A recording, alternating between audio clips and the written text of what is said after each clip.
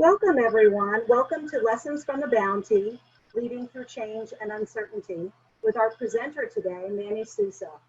We'll be getting started in a few moments. I know people are busy jumping on. If you'd like to use the chat and let us know where you're from, that would be great, and we'll be with you shortly. Thank you so much.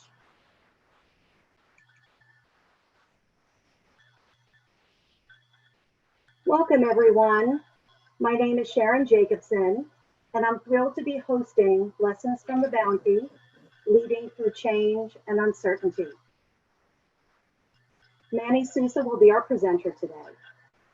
The Connecticut chapter of the International Coaching Federation is excited to offer today's workshop as part of the Raise the Bar webinar, 5 Themes, 5 Days of Learning.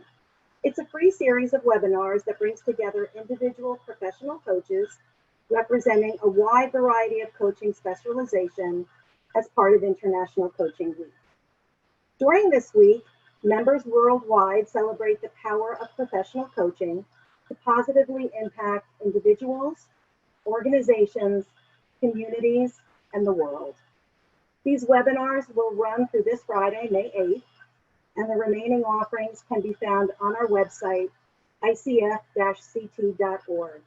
We hope you join us for more this week. Just some housekeeping.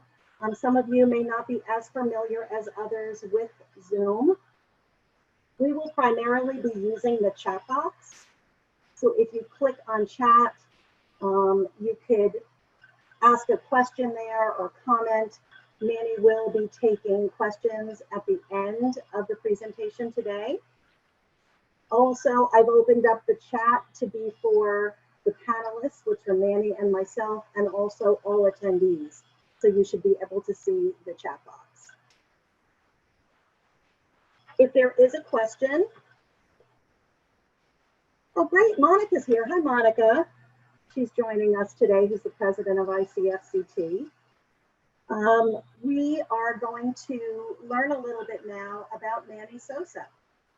Manny is the CEO and founder of eQuest Executive Coaching, LLC. He is an executive coach and former senior executive with over 35 years experience, leading human resource teams in private and global Fortune 500 companies. His career spanned various industries that including financial services, software technology, telecommunications, retail, and consumer products. And he was the Chief People Officer for T-Mobile, Invesco, OpenText, and Saks Fifth Avenue. Manny has a proven track record of working with senior executive teams and boards as a trusted advisor and coach, assisting them to develop effective strategies to transform and strengthen their businesses. He has worked with C-suite clients from private equity-owned portfolio companies to Fortune 100 industry leaders all over the world, including Europe and Asia. Manny's career has taken him to Europe, Canada, and Asia, and today he lives in Southport, Connecticut, where he operates his coaching practice.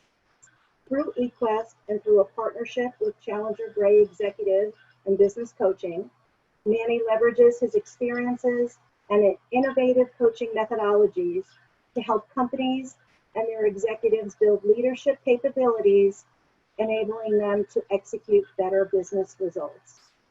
Without further ado, I'd like to welcome Manny Sousa. Thank you, Sharon. Welcome to Tahiti, everyone. It's a pleasure to be with you here in Zoom land. I hope everyone is safe and healthy and that it won't take too long before we can do these meetings in person again. Many of us have coached leaders who are challenged by change and uncertainty, and it's not always easy to take others where they haven't been before. And as we all know, change can be a source of stress, and it can challenge leaders at times, making them abrasive and difficult to deal with. The consequences of poor leadership can be serious, resulting in the failure to achieve goals, or worse, experiencing near mutiny or mutinous situations.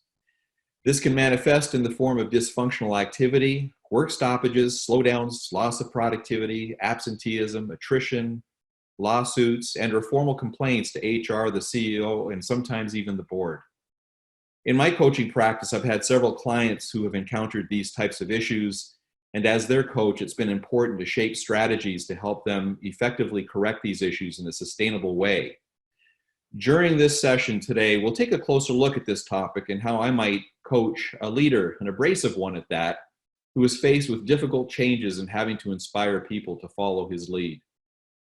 To have some fun with this, we'll take a step back in time to 1787 and use a well-known example of a leader we're all familiar with and explore what could have been a better outcome had he applied a different strategy, and this time with the help of a coach. We all know the story of Captain Bligh and the mutiny that occurred on his ship, the HMS Bounty. What he didn't know was how badly he needed a coach. And I am hoping to achieve 3 objectives with you today. As coaches, I'm going to be helping you to coach leaders to discover the key ingredients of effective change leadership.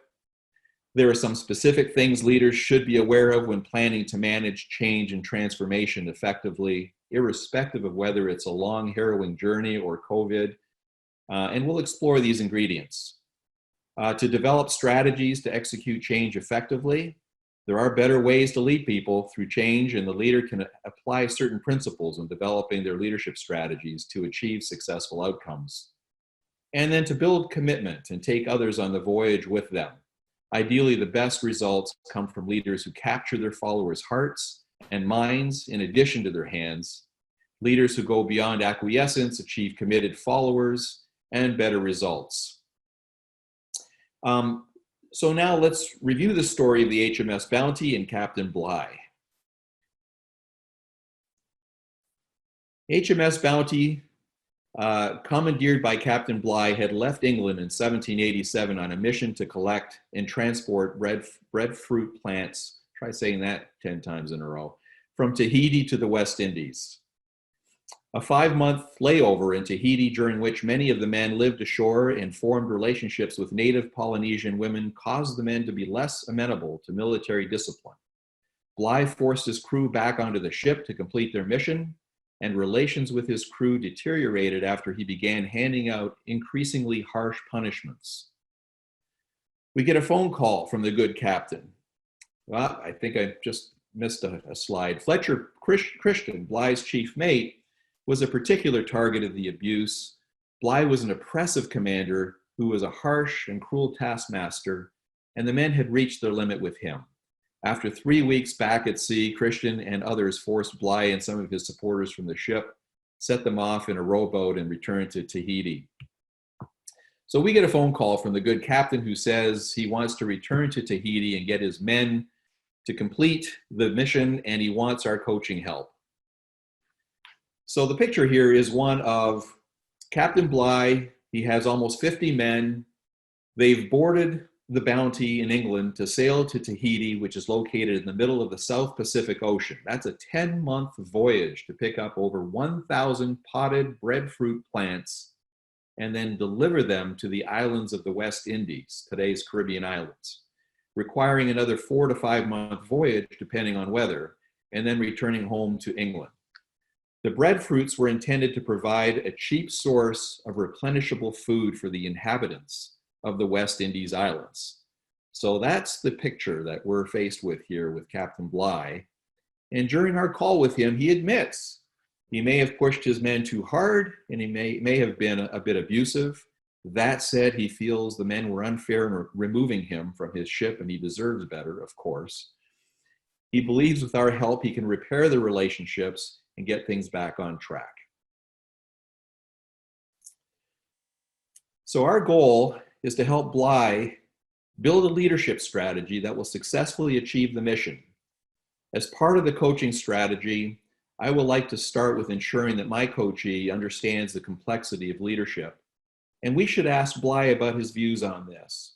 All too often, leaders will wing it and treat their leadership role as intuitive and straightforward and don't realize the complexities involved in leading people. And more often than not, results-driven individuals tend to aspire to and be assigned leadership roles, and they have a tendency to be highly efficient in how they lead which may not always be the best approach to leading others through change. I remind them that part of the reason they are paid so much in these senior level roles is because there's an expectation that they will both achieve the results and keep their team's morale and levels of engagement intact, and that achieving both isn't always easy, and good leadership takes patience, effort, and a strategy. The "what got you here will not get you there" principle is a valuable point to emphasize, and the bigger the role, the more important EQ becomes. Speaking of which, EQ is another topic I'd like to spend time exploring with the client. In this example, the captain's EQ, his self-awareness, his social awareness, and his ability to manage both. I believe that addressing this topic will help him to avoid repeating his mistakes and failing again. Our sharpened EQ will help him to thoughtfully shape a better leadership strategy and to be more deliberate with his actions and decisions. For instance, understanding the effects of change on people and how teams form and develop, and the effects of stress will help him achieve greater clarity and understanding of the complexities he faces as a leader, particularly when his men have settled into a beautiful tropical setting with beautiful beaches, amorous relationships with the natives, and contrast that with Bligh's proposition that is fraught with risks, discomfort, and uncertainty about their future. So we can help him with his EQ by ensuring how his men will be affected by change. We can ask Bligh to commit to a variety of different things here with his men. In this situation, the change Bligh is asking his men to commit to involves trading off a wonderful experience with a perceived less desirable alternative. Getting back on ship and sailing for months to deliver 1,000 plants to an unknown destination hundreds of miles away is most likely not a compelling trade-off. We might want to explore how his men will feel about leaving Tahiti, the downsides and upsides of continuing the journey. Being aware of how his men might be affected is important to how he thinks about the solution, especially if he focuses on the positive opportunities for his men and the purpose they are serving, which is to feed others who need the food. And for most of us, it would be an inspirational one. So some of the questions here that Bligh can address are the uncertainty, the ambiguity that can cause fear, the emotional reactions that he may be dealing with his men, the rate of adoption that will vary by person, and that stress can be an issue, but change also brings about opportunities. And so we can ask him about what those opportunities might be and how he can take advantage of those opportunities with his men. I would want to know if Bligh is aware of how his people adapt to change, and ask him to use a framework, either one of his own creation or something like this one that clarifies the range of reactions to change. We can ask him where he thinks his people might be with respect to change adoption, and then use this to think through his communications to the group and to each individual. So questions like, how are your men responding to your proposition to continue the mission? How are you planning to address resistance, which he will inevitably face? What actions can you take to positively influence them, move them through the changes or the stages of change adoption, and then gain their commitment? And everybody's going to be adapting to change differently. Some of his men may be in denial for a while. Some of his men may very quickly move to commitment. But it's important for us to explore where he thinks his men might be, for him to then develop the right strategies to approach each one of them and address them appropriately. And so we can help him with a series of inquiries and exploring how he might approach each one differently and do some strategizing around those questions. He might also think about asking other men to help him, so he can actually recruit some of the men that are already through the commitment stage to help him deal with and address individuals who might be changing more slowly. Knowing that change can cause stress, I might want to take a deeper dive into this topic as well. It may be informative to see how Bligh is thinking about stress and the effects on him and his men. This is a good way to get Bligh to empathize better and to think through the messaging for his men. Nothing better than an empathetic leader, right? This is also a good opportunity to build his own self-awareness of how stress can affect his behaviors and how he can manage this. Stress behaviors for his men can be problematic, and he can consider how to address these issues.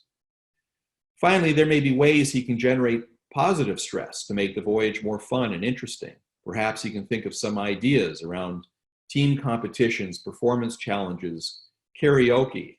Now, there's some positive stress for you. So just to review, stress can stoke the wrong behaviors. Stress can diminish leadership effectiveness. Stress can increase friction and potential chaos, diminish team cohesion and capacity, but at the same time, stress can also be beneficial. And so we can explore with him some of the ideas that he might have about how to turn stress around and make it a positive force in the change management process. Another topic that could be helpful to discuss, and again, developing his self-awareness around what he's dealing with, is understanding team dynamics. He and his men do form a team on the ship, and they must coordinate and communicate effectively to make the ship work. He should be aware that his team will go through a variety of stages before they become high-performing, and that he can be helpful to facilitate this process. So again, another step towards developing Captain Bligh's EQ so that he can become a much more effective leader. On a long voyage like this one, disruptions are inevitable and will affect their ability to change their goals. Storms, pirates, and other unforeseen events will require that they pull together as a team or fail. Clarity and alignment of mission and goals is important for the team's success. Clarity and alignment are sources of capacity, and capacity allows teams to function better and to do more. So he as a leader can play a very significant role in generating capacity for his team so that they become much more effective. So what can Bligh do to create greater clarity about the team's purpose and the roles that they play? How can he and his team develop a set of ground rules to help resolve conflicts easier and faster? Another step towards clarity. Having a clear understanding of how decisions are made and who is responsible for them will be important in managing expectations so there is no confusion or disagreement later. How can he build agreement and consensus regarding decision making? What can he do to establish norms and values that the team will live by? Once these are established, the team can become self-managing and require minimal intervention from the captain. So it's very critical for him to take his men through a series of different ideas and to ask him questions about how he might be able to approach these ideas. It's important for the leader to engage the team in the process of developing these to achieve buy-in. These actions will help his team become high-performing in their mission.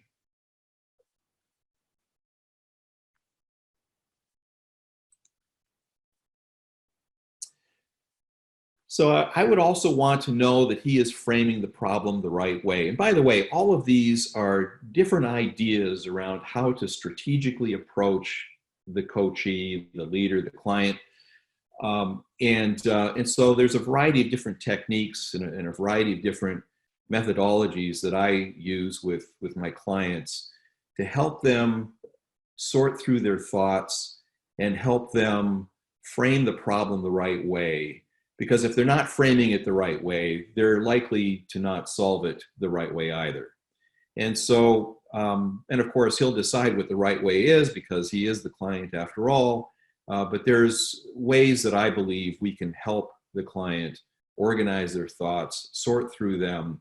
And these are the kinds of techniques that I'm sharing with you now, some of my best practices anyway. I would also want to know that he is framing the problem the right way. And framing the problem is a bit like hitting a golf ball on the golf course. I'm a golf player, and of course I like to use a lot of golf analogies, but they're good ones. Anyone who has played the game knows that before you swing at the ball, you want to concentrate on where you want the ball to land. So you decide what you want to accomplish first. You determine the distance, what club you want to use, what obstacles to avoid. You look at the wind speed and direction. All of this is important in order to take your shot before you swing at the ball. You look down the fairway, you frame a target so that your mind and your actions are anchored on a particular outcome. You envision how you want the ball to be played, and this is essential to having a good game and being a good golfer. And this principle is also essential to becoming an effective leader too. Two complex activities requiring thoughtful approaches to ensure success. Yes, leadership and playing golf. So to address a leadership problem or opportunity with success, we need to frame it properly so that we can work towards a desired outcome. We need to help Bligh think about both the context and the expected outcome of his leadership actions. In this scenario, the captain needs to frame this as a negotiation with his men, and as such needs to understand the needs of all the parties and where they may intersect for mutual benefit in order for them to buy in and commit to the journey ahead. One of the most important variables to consider in negotiating is understanding the needs of all the parties and finding the nexus of those needs. Without doing that first, you can't negotiate a resolution to the problem successfully. So it's important for him to do that. Go find the nexus. And once you've determined those interests and you find out where there's mutuality in those interests, then you can move forward. If he doesn't see this as a negotiation, he will suffer the same consequences of failure and find himself again abandoned on a lifeboat. So how do we get him there? He has already failed once to convince his men that his mission is critical. So it would be good to review his understanding of the situation, what he learned from his past experience, and what he will do differently now. We aren't dwelling on the past. Our focus is the future. And if he learns from his past experiences and avoids repeating mistakes, he can draw up a better plan as a result. We need to help Bligh to build context for himself and also for his men. Everyone needs to understand they're embarking on two journeys at the same time. The assigned breadfruit mission is one of them, but also the emotional journey of experiencing change. And as the leader, he needs to address both of these. Through coaching, we can help him analyze and further frame the problem properly before he makes decisions and takes actions. So some key questions for Captain Bligh to do this. So what is your situation? What factors caused your men to mutiny in the first place? Whose mission is this? Yours or theirs? That will make a difference in terms of how his men will perceive the mission. What are you trying to achieve? Whom are you dealing with? What are their interests? What are your interests? What interests are common? And that leads us to action planning. Since this is a negotiation, trust and mutuality of interests are required ingredients. What are the important actions he needs to complete to prep his men for the negotiation? Because of what happened the first time, he needs to do a reset. His men clearly don't trust him at this point. So how will he regain their trust? He can do this by first apologizing and communicating empathy. Vulnerability can help in building trust. As a coach, we somehow have to ask the right questions for him to get there. So how will he demonstrate empathy with his men? How will he convince his men that he is willing to listen and to talk things over? What does he need to say and do to win a second chance from his men? He can discuss his thinking for the mission, the trade-offs, and the rewards. He can express that he is concerned for their safety because the consequences of not delivering on the objective, especially with a mutiny involved, could end badly for all of them, including him. And there's a way that he can help each other if they work together. So once he has reset the relationship, he can then engage his men in refining and completing the plan for the mission so that they now feel a part of the change process and not a victim to it. So some of the key topics we can discuss with him are: how can you earn your men's trust? How can you get your men to own the mission? What can you do to engage them? What barriers do you and your men face? What is in your control? What is not? How will the change benefit them? And what are the consequences of not changing? All of these are important questions that will generate the kind of information that Captain Bligh will need to be successful. And why should others follow you? Another critical question that I think is important here. Also, how can you make it safer for them? I keep forgetting I've got some extra bullets in here. So anyway, next slide. There we go. Framework for success. So another idea, right? This is a tool. It's a tool to organize, help him organize his thoughts, the decisions he's going to make, and the actions toward the desired outcome. And this framework could keep him and his men focused on their goals and their commitments. We can help Bligh build this framework with some key questions. So the first one would be, what is your vision, Captain Bligh? What is it you're really trying to achieve at the end of the day?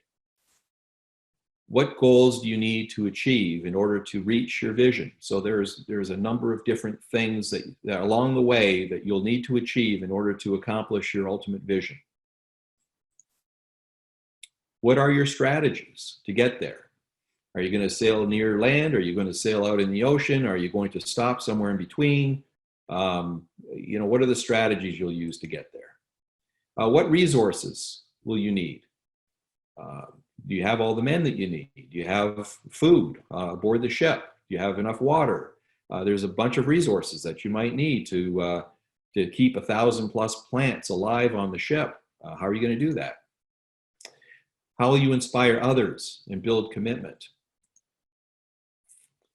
How will you instill confidence in the men that were already burned once?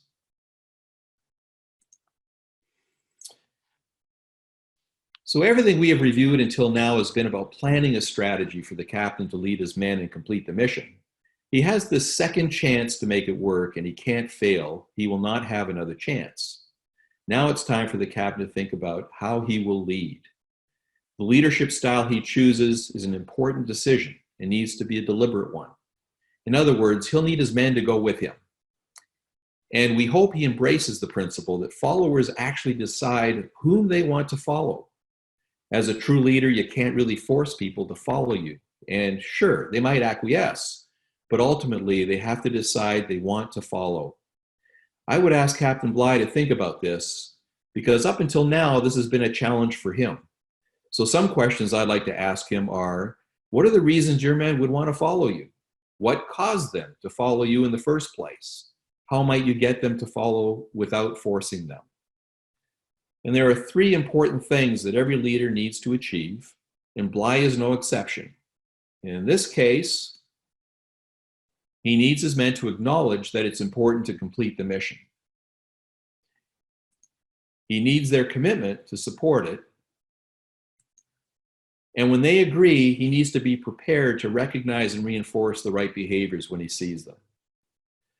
Another valuable topic at this point, it may be helpful to explore the value and power of participative leadership and contrast that with autocratic leadership.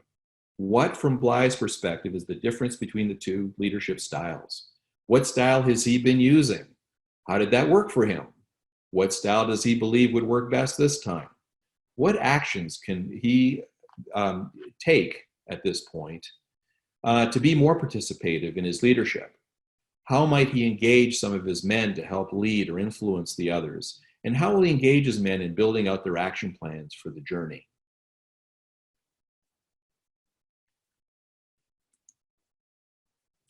So the captain now has everything he needs to shape and refine his action plan and to begin executing it. To this point in the coaching session, we have explored all the topics to help Bligh think differently. We can now ask him to build out his action plan based on his thoughts. So the summary for Captain Bligh's coaching program has 5 key inputs or ingredients. the importance of building context and framing the problem the right way,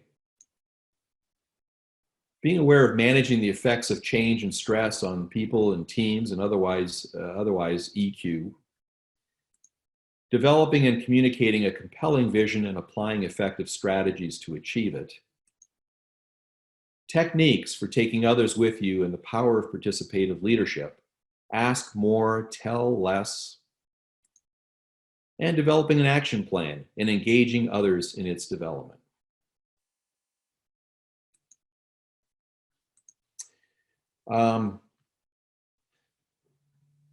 So we have now reviewed some interesting ideas to help leaders to discover key ingredients of effective change leadership, strategies that leaders can use to execute change effectively, and how leaders can build commitment and take others with them on the voyage.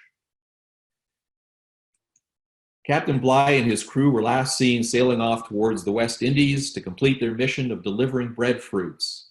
In return for completing the mission, his men were offered immunity from prosecution as mutineers.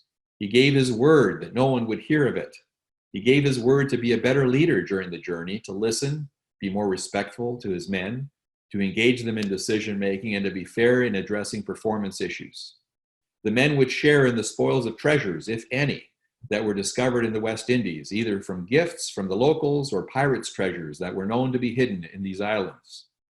His men were also offered the opportunity upon completing the mission to either return to Tahiti if they desired, or if they returned home with him, he would provide a 20% increase in their wages and a share of the unclaimed wages from those staying in Tahiti.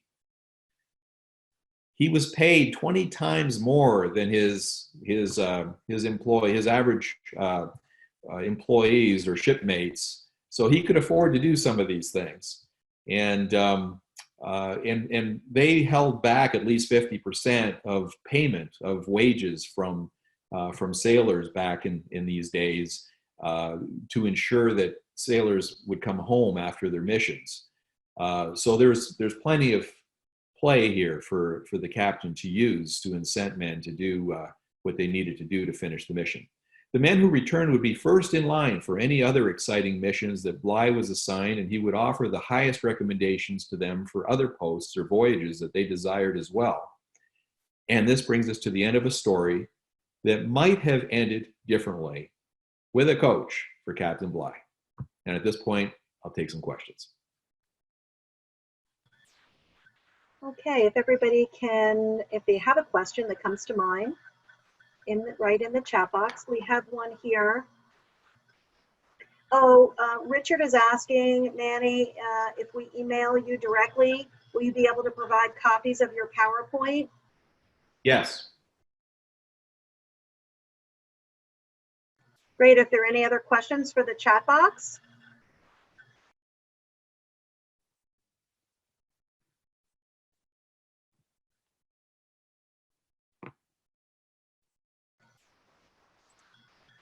So Lori Candela says, Manny, your framework and process is so clear and important to success. Can you give an example of a leader that you work with that successfully implemented a change with their teams? Yeah, I've got a lot of different examples of leaders. I had one that was essentially on his last legs, and he had 30 days to turn it around, and if not, the company was going to take this leader out. And so it was a pretty critical situation for this individual, and I essentially took them through the same process I've just described, and it was an opportunity for them to become self-aware of the things that they were doing. They were shooting themselves in the foot. And so it was important to take them through a strategy of exploring a variety of different actions that they were taking, the decisions that they were making, so that they would connect the dots the right way. And to be specific, this particular leader was having issues with his colleagues, and became unable to influence his colleagues in a positive and effective way. And so there's a lot of conflict between his colleagues and himself. And part of the issue, and this is where he had the epiphany, and when I do my coaching with leaders, I know that I'm being successful when I see the leader go through an epiphany. And in this particular case, this leader was working very well with his subordinates. And when I asked him what style he was using with his subordinates, why he was so successful with them, he said, well, I mentor them. I do a lot of mentoring, and I mentor them, and I'd like to see them expand their careers and grow and do well. When I asked him how he related to his bosses, he had a couple of bosses, he was in a matrix type situation, the answer was, I mentor them as well. And I said, okay, well, that's interesting. And I said, what about your colleagues? What do you do with your colleagues? And he said, I use the same style. I mentor everybody. And this is where the epiphany occurred, because I pointed out to him that he and his colleagues were in a competitive dynamic at work. And I asked him, I said, how would you feel if one of your colleagues mentored you without asking you if you wanted their advice? They just offered advice without your asking. How would you feel about that? He said, well, I wouldn't like that. And I said, well, how do you think they feel about your asking them? And he had the epiphany and realized that he could wear different hats for different situations with different people. And that giving advice without permission really isn't a great thing to do as a leader. It's not great to do as a coach. And we've learned that as coaches, but it's also not great to do as leaders. It's always best, or particularly if you're a colleague of somebody, it's always best to ask for permission to share observations or to provide advice. And that was a key in helping this leader become more effective. The other parts of the leadership issues that he was experiencing was that he would take all the air out of the room when he got into a meeting, because he felt he was the smartest guy in the room and had all the answers to all the questions. And everybody would agree that he was the smartest guy in the room. Problem is, you don't want to see the smartest guy in the room and kind of acknowledge that they're the smartest guy in the room by having all the answers to all the questions. The role of a leader is not to have all the answers. And this is how, we got him to change. The role of the leader is to help others find the answers. And so once he began to discover some of these things, by playing out many of his experiences, he began to realize it on his own. He was then able to adjust and modify his approach, and the company then decided to give him greater responsibilities. They retained him, they promoted him over the course of months, and it was an effective solve for the company and for him. Manny, it might be helpful if you could put your summary slide back up for context for the questions. Yeah, let's see if I can find it. Oh, there we are.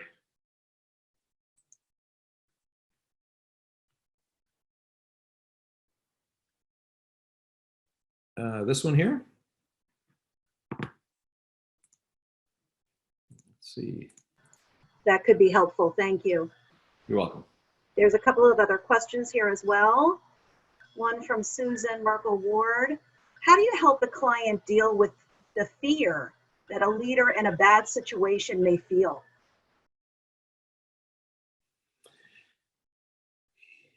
Yeah, so I'm assuming the client being the coachee, is that, I don't know if you can answer that question or not, or is the client the company itself, the sponsoring company? Susan, can you answer in the chat?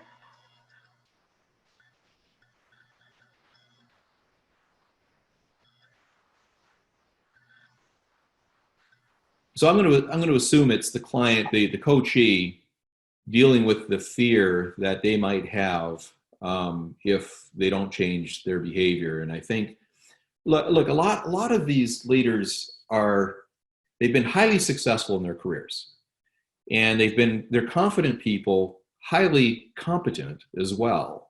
And they've moved their way through the organization to the point where they're making, they've got a lot of responsibility and they're making a huge impact. Many of them don't have a lot of fear. I had one client yesterday who essentially said to me, look, I don't care what other people think of me. This is what I need to get done. This is the job I was paid to do. And this is what I'm going to do. And it took, a lot of good questions for him to begin to connect the dots, because he was viewing success as making his boss look good at the expense of the rest of the team. And so he was beating up on his colleagues. He was beating up on his employees. And he didn't care, because as long as his boss looked good, he felt protected by his boss. Until we got to the point, after a series of questions, where we began to understand that making his boss look good at some point undermines the rest of the team. And if that's happening, then his boss really isn't looking good. His boss is looking bad because the team isn't cohesive. So the team has to be cohesive. The team has to thrive as a whole in order for the boss to look good. So by refocusing his attention, and again, just asking a bunch of questions, having him better understand that connecting the dots differently gives him exactly what he wants to achieve, helped in that coaching session yesterday. So some of these guys, or gals, because I've also got another client who's an abrasive female leader as well. She's tough, and so we've had a lot of questions around, what are you focused on? How are you connecting the dots? Does that make sense?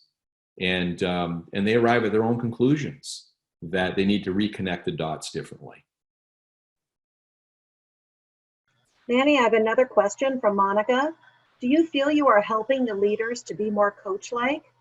What qualities are they developing? Are there books you recommend to them? And we could break that up. So do you feel you are helping the leaders to be more coach-like? And what qualities are they developing? Yeah, I do. And it's important, if I'm hearing it right, helping leaders to be more coach-like. So leaders, a lot of what makes leaders effective is their ability to ask all the right questions and help others find the solutions to problems and help others find the right decisions to things. Not every leader is going to have all the right answers. And so, but a lot of them put the pressure on themselves. They think they're being paid to have the answers. And that's not true. They're being paid to help the team find the answers and to challenge others to find the answers. And so asking good questions and helping to guide people so that they can find the right answers, that's what good leadership is about. And when you do that, this, I mentioned during the session, ask, don't tell, as an effective leadership strategy. When you ask, let me start with, if you tell, it's not, the person doesn't own it. The follower doesn't own the solution. But if you ask and they come up with a solution, then they own it. Then it's theirs. Then they're going to take good care of it. If you tell somebody to do something, if you tell somebody that that's the best idea, maybe it is the best idea, but they're not going to buy in and they're not going to follow it. But if you give them the opportunity to come up with their own ideas, they're more likely to pursue that, to buy in, to follow it, and to commit to it and get better results. Can you give an example of working with the opposite type of leader, a more passive leader? Yeah, and none of this, by the way, implies that a leader should be passive or any of that kind of stuff. This kind of discussion I had yesterday with this other client, where they felt, I don't care what other people think of me, and I don't want to coddle people either.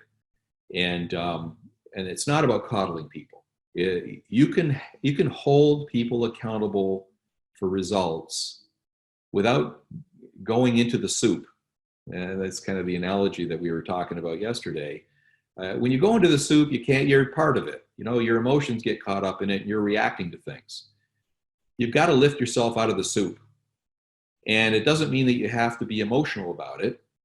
It means that you need to maintain focus and be assertive, have a specific set of expectations that are framed up by metrics or some kind of outcome that you can both agree on, and you can still hold people accountable to those kinds of things without yelling, screaming, and being emotional, which undermines leadership.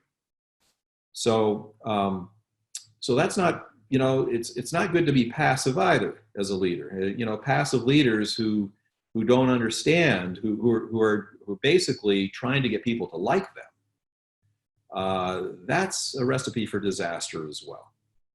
And so that's the other extreme, of course. And you need to have a good balance here of things. And you don't want to be overly aggressive, but you don't want to be overly passive either. There's a question here about when you mentioned reconnecting the dots. Is that similar in a way to reframing? It can be. So one is, one is about framing up the problem the right way.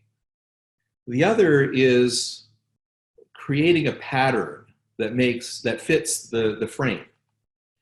So connecting the dots is about creating this pattern that kind of fits with the problem I'm trying to solve. So it's really, I see it as two different things. I don't know if others would see it the same way, but I think it's a matter of combining those two things. And then I want to go back to Monica's earlier question. Are there books you would recommend to leaders? Yeah, there's a classic book called Getting to Yes, and everybody thinks it's a book about, it's a book for salespeople, negotiating for sales. To me, it's a book about leadership, and it's the essence of leadership. It's the point that I was making about interests and the mutuality of interests. The book focuses on understanding the importance of finding out what the interests of the different parties are. The book essentially says everything we do when we interact with some other party is a negotiation, every single interaction.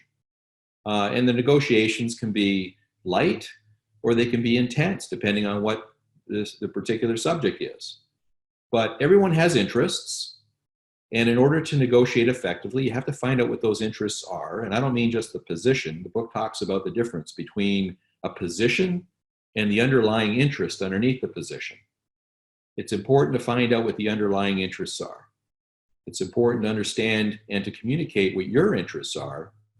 And when you put all of that on the table, you can then have a transparent negotiation towards resolving an issue that might otherwise be unresolvable. Manny, can you repeat the name of the book and the author one more time, please? Yeah, it's called Getting to Yes. Hang on one second.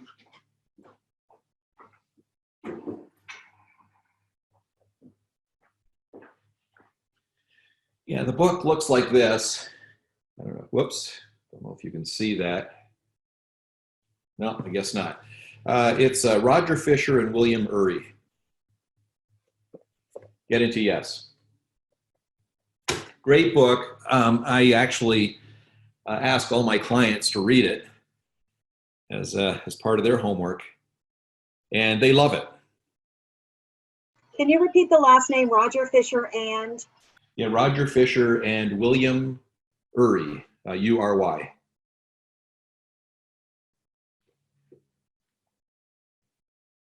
$6.95 on Amazon. Great, I just sent it in the chat so everybody has the author and the name of the book. Yeah, I give them away for free. I mean, I make it as a part of the investment that I do in the coaching, and I just give it away for free. Okay, we have a few more minutes. I'm wondering if anybody has any other final questions for Manny before we close out our session today.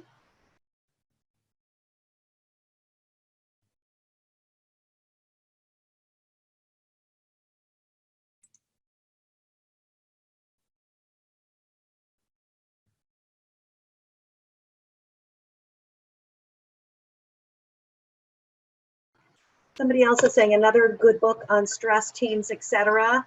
3 Vital Questions by David Emerald. So that's there as a suggestion as well. Yeah, that's great. Okay.